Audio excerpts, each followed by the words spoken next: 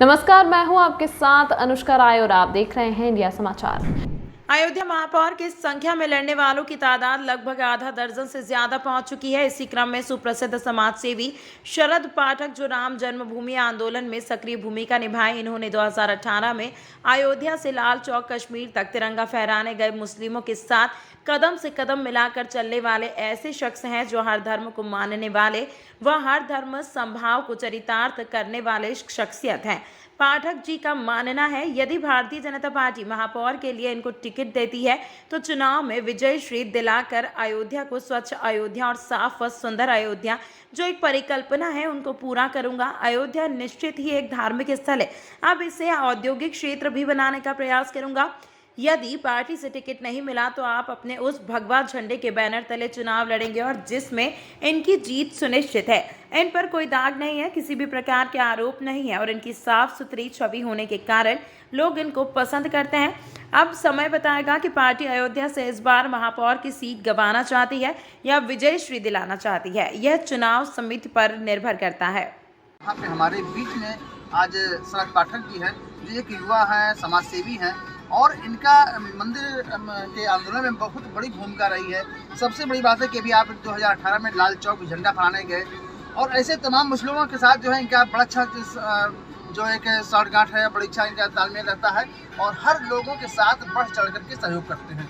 ऐसे जो है शख्सियत आज मेरे बीच में है और इनकी जो है जितनी भी चर्चा की जाए वो कम होगा, चूँकि समाज सेवा इनके रग रग में है। और अब आज ये चुनाव के मैदान में चुनाव लड़ना चाहते हैं, चूँकि इन्होंने समाज को दिया है, लिया कुछ भी नहीं। हर चाहे मुस्लिम मर के रहा हो, रोज़ा इफ्तार भी होता है, तो आप जो है रोज़ा इफ्तार भी किया है इन्होंने और लोगों के दूध से साथ रोज़ा इफ्तार खोला भी। तमाम ऐसी जो है उपलब्धियाँ इनके साथ हैं। तो आज मैं शरद पाठक से बात करना चाहता हूँ कि सर, इतने दिन आपने जो है अपना जो है अपना समय समाज को दिया और तो चुनाव लड़ने का जो है आपका मेन उद्देश्य क्या है? हमारा चुनाव लड़ने का मेन उद्देश्य अयोध्या की जनता को एक ऐसा प्रतिनिधि मिलना चाहिए जो कि उनसे डायरेक्ट जुड़ा हो, उनके सुख दुख में, उनके कार्यों में, उनके बीमारी में। जैसे आज मूलभूत जरूरतें जो अयोध्या की जनता को है, आप इस समय देख रहे होंगे कि हर मोहल्ले, हर गांव बाढ़ की नाते त्राहिमाम कर रहे हैं। अभी आपने जनौरा का मामला देखा हो। जी हाँ, बिल्कुल बिल्कुल। उस जनौरा गांव में जहाँ नाव चला, जहाँ पे नाव चली, उस जनौरा गांव ने इस जिले को एक राज्यसभा सांसद, एक विधायक, एक जिला पंचायत अध्यक्ष और एक नगर पालिका अध्यक्ष दिया।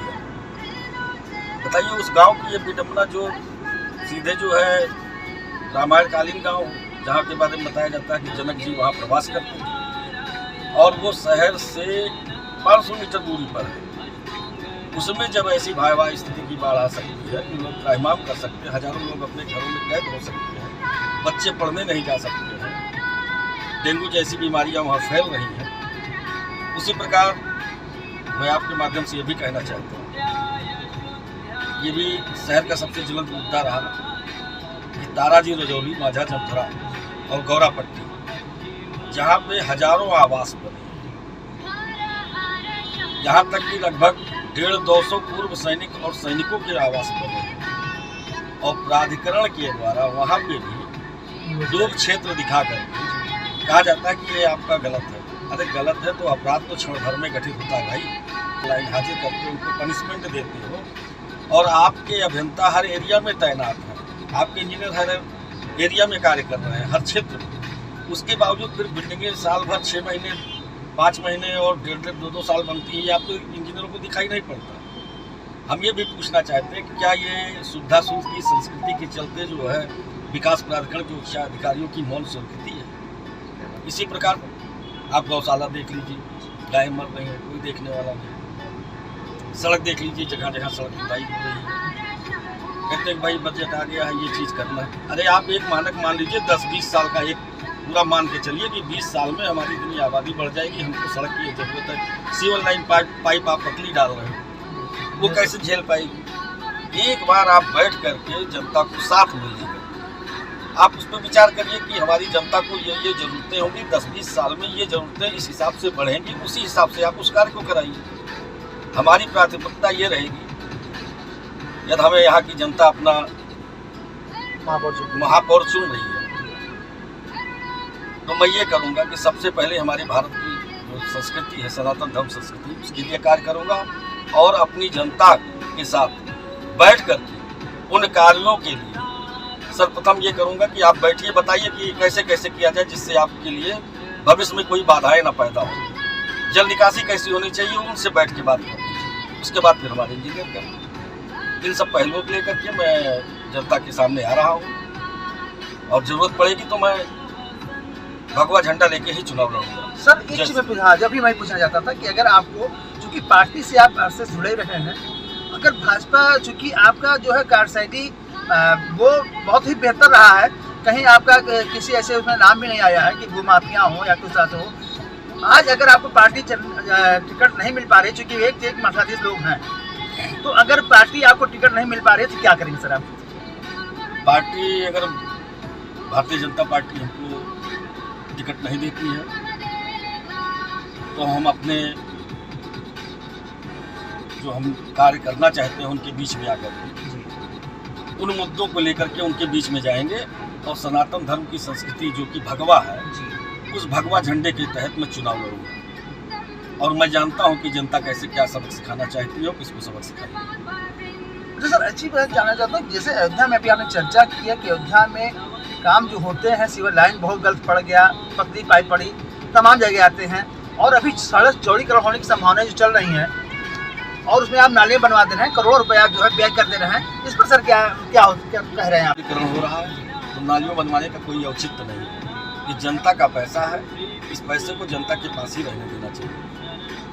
विकास का मतलब ये नहीं होता है कि आप आज कुछ करें और कल को उसकी ज़रूरतें कुछ हो। विकास का मतलब ये होता है कि जनता के जेब का पैसा जनता के पास रहे, उनके विकास कार्यों में। तो आखिर से मैं जानना चाहता हूँ कि आज आप समाज को उस महापौर के प्रत्याशी के रूप में क्या संदेश देना चाहते हैं? मैं महापौर के प्रत्याशी के रूप में संदेश देना चाहता हूँ कि आप आने वाले समय में ये देखकर किसी को चुनें कि वो आपके समाज के लिए, आपके धर्म के लिए और आपके विकास कार्यों के लिए किस प्रकार से खरा उतरेगा। बाकी आपकी मर्जी है, आप अच्छा चुनेंगे तो आपका वो आदमी अच्छा कार्य करेगा और नहीं तो आप समझदार हैं। तो अभी हम थोड़ा जिस बात की है सर पाठक जी से, और जिस तरह से उन्होंने कहा कि आज अयोध्या में जो विकास हो रहा है उनमें किस तरह से लापरवाही बरती जा रही है, सिविल लाइन में कितनी लापरवाही बरती जा रही है, और इन्होंने अभी गौरव चौकी और तमाम ऐसे स्थानों का जो चर्चा किया कि वहाँ पे सैनिक 80% लगभग सैनिकों ने ज़मीन ले करके बैनामा लिया और मकान बनवाया, और उस समय तक आपने कुछ भी नहीं किया, उसके बाद आपने बुलडोजर चला के उनके ऊपर जो है उसको ध्वस्त करा दिया। ये तो कारण है, सही है कि आज हमारे शरद पाठक जी जिस तरह से इनके विचार है, सोच है, और इन्होंने बढ़ चढ़ करके हर साथ रहे हैं, सभी धर्मों के साथ ले चलते हैं, और ऐसे में अगर इनको भारतीय जनता पार्टी से अगर इनको टिकट मिलती है तो निश्चित ये है कि चूँकि इनका जो एक व्यक्तित्व है उसको उससे कोई रोक नहीं सकता है। और तमाम लोग आज जो हम लाइन में खड़े हैं उनमें मैं नाम नहीं लेना चाहता हूँ किसी, लेकिन चूंकि कुछ लोग ऐसे हैं जिनको लोग लाइक बिल्कुल नहीं कर रहे हैं, और भारतीय जनता पार्टी अगर किसी भी तरह से किसी लालच में अगर टिकट देती है तो वो इस बार जो है समाजवादी पार्टी के पाले में निश्चित जाएगा और भारतीय जनता पार्टी से महापौर का टिकट, ये सीट जो है छिन जाएगा, इसमें कोई संदेह नहीं है। मैं अयोध्या से नीरज श्रीवास्तव के साथ। तमाम महत्वपूर्ण खबरों के लिए देखते रहिए इंडिया समाचार।